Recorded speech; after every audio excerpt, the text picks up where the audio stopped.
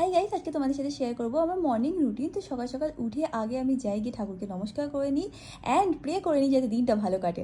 তারপর আমি আমার মর্নিং ড্রিঙ্কটা বানিয়ে নিই। আমি একটুখানি আদা জলে ফুটিয়ে নিই, তার মধ্যে আমি অ্যাড করে দিই একটুখানি লেমন অ্যান্ড হানি। ড্রিঙ্কটা নিয়ে ব্যালকানিতে যাই অ্যান্ড একটুখানি মি টাইম এনজয় করি। তারপরে একটুখানি জল দিয়ে মুখটাকে ধুয়ে আমি আমার স্কিন কেয়ার রুটিনটাকে শুরু করলাম। তো প্রথমেই আমি একটা ভালো দেখে ময়শ্চারাইজার লাগিয়ে নিচ্ছি।